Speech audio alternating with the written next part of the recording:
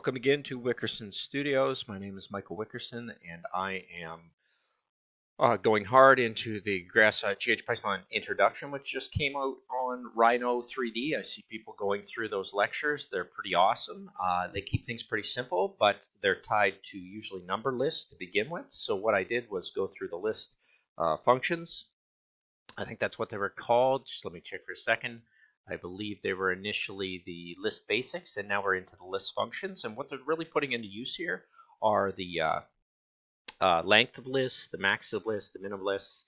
And what I did was I just wanted to visualize a little bit of that for everybody. So what I've done is use the same formula that I was using before as we go in here. The script is fairly simple. One thing that's nice that I did was I got out of Rhino script syntax. And I did that because I didn't want to be dealing with GUIDs. I wanted to deal with geometries, and you have to do a couple things different in order to get into that.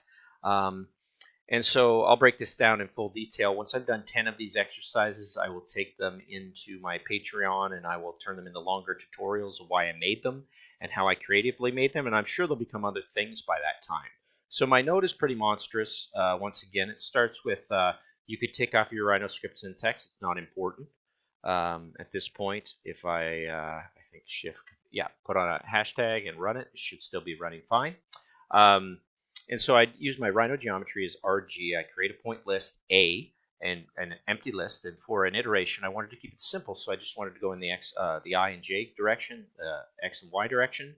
And then I did want to amplify it a little bit. So I threw in, without the maths, I just threw in I times J and divided it by 4 so it wasn't so crazy tall. But I basically built this surface for points, which is generated there.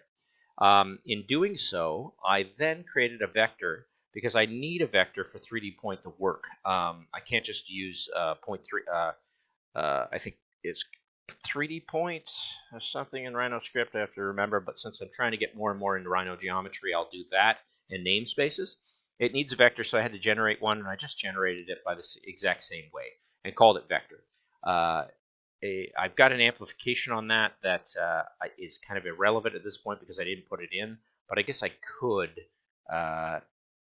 could multiply that by my amp, and that would do the exact same thing. So now I have my parametric control over my amplification if I want to make it bigger and smaller. So I probably should have done that.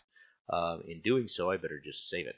And then I have my point A, which you could call it anything. I don't know why I'm calling it point A, but I'm calling it point A, a 3D point at that vector, and that's going to generate wherever that point is, and then I'm going to append that with those points and get my points, and then do my points out, and that's how I end up getting this surface from points. Now, what I did afterwards was I did print that. Now it's interesting to see if I take this off and I hit run, you're going to see what it generates is all of these points, which is nice. Hang on a second. I want to keep them condensed so they're actually readable. You have to play around a little bit, but you'll see what happens there as opposed to if I went in here and did Rhino script syntax and I actually generated, I guess I could go back and show the difference, which is why I think this is key to go into namespaces. If I go in here and I do points A equals RS at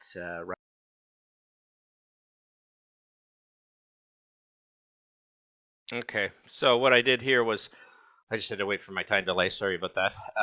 So we're going to go in here and make everything surface again. There's a little bit of trouble as I've gone into here, and you'll see why. I basically used my add point here, made my points come out back into Rhino script syntax, and you can see what we end up having here is we have these GUIDs that come out. Where do I get them paired? There they are. They're all paired. So that's what's going to be outputted if you, and obviously I've got some trouble here running with the other scripts because they're not going to make sense with that.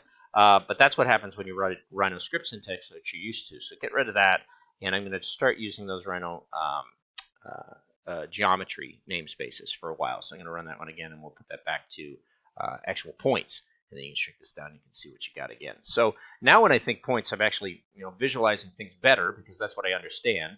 I probably won't run the Rhino script add point at any point. And then now I can get into the functions of length of the points. So I just pulled that out as A, and that's going to tell me there's 100 in the list, which is nice because it's 10 times 10. And of course, if I change that, you'll see the number changes as well, and the shape of the objects change as well. So that's fairly simple as a list, but visualizing that list lengths and then seeing the data come out and tucking that into the Python node as opposed to going here and trying to find list lengths later with the GH Python.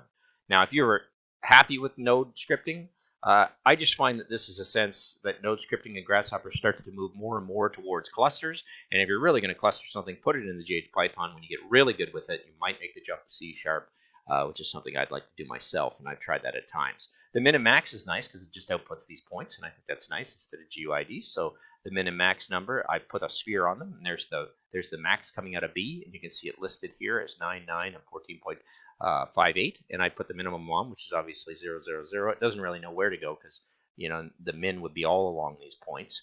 And then I also went so far as to generate a point system over here that's similar to the point I was bringing in as the let's see, I brought it in as the insert point, which I was using before in the equation. I'm not actually using it here because I took that out. But basically, I have an insert point. There it is. I guess I could take the insert point and see if it's on, see if it's there. And there you go. You've got it on the surface. Is that point insert point? I didn't have to do a test point. I could have just left my insert point. So what I'm going to do is go back down here. Sorry to complicate things, but we're going to go here and try the test point. We're also going to find out if the test point and the insert point are within the frame. And yes, that says false. So I've moved that, and there's something wrong with that point, which comes a little low. It looks like a sphere, but when I reduce the radius, you'll find that that actually misses the point. So just get into the visualization of this. I'm going to take it back to the test point, which is nice because then not only am I printing it, the test point over here is the one that I'm testing. Pull it back into that last little point, and you'll see that it says that it's not on when I don't line this up. Now, I did think, let me run it again, that it was true. So here's the test point here, and it will be true so long as that Y is in the same position as it moves along that surface, that yes, it's on the surface, and it's really just a Boolean, which is nice because they use the Boolean to start doing other equations in PostScript. But basically, I'm getting in here trying to use all the functions that they're showing you to use, and I'll go a little more in depth as we go. And like I said, it's a little confusing as I first bring it to you guys. This is what direction the Patreon's going. I'll break this down into individual, and I'll try and do something creative with it. As I go into here and I pull the Z up, you'll see that this point, as I start represented by the sphere, leaves that. And in leaving that, you're going to lose your, it's obviously going to become false. So only when that one drops back down to the Z does it become true. So that's a nice way of checking if it's on the surface. And that's really what it's about. So there's a few built-in functions, list functions that we're going to play with. And we're going to see where they continue. I believe they continue. If you give me a second. Let me just go through here and see where it goes. Yeah, we're basically going to get into some conditionals in the sense of if it's not there, then it'll come out false or true. It's going to play around with highs and lows, things like that. But anyway, I'll leave it at that to start. You have an idea where I'm going. I'm sorry it's a little jumbled. But it is about getting in here and starting to visualize your data, not just learning Python in a theoretical sense, but you want to be able to use that geometrically in what you're doing. And I think I'm making some leaps and bounds here. It's pretty slow to start. It's a little jumbly, but you're finding I'm pulling more and more evidence out of these nodes, and I'm scripting in more and more. And what these are starting to look like are these little weird clustered plug-in nodes when you start downloading other things. Why do they have so much information going in? But until you really reduce it to its basis of what data, I guess they're called data items or data sets, to begin with, we'll try and complicate this as we go into lists and lists of lists and dictionaries and things like that. So we'll try and understand Python, but we want to visualize Python while we're trying to understand it. A little bit of rambling for 9 minutes. I hope you know where I'm at. Sorry for the chaos. That's just kind of in my head, but I wanted to show you that it is about wrapping your head around these things and visualizing them. And slowly your scripts get more complicated. Slowly your Python scripts get a little more condensed. and they can be applied to different things, and your forms themselves start to take on some pretty interesting uh, uh, uh, visualization of how you're thinking about what you're scripting. The applications then are as wide as you want to go deep into them. That's it.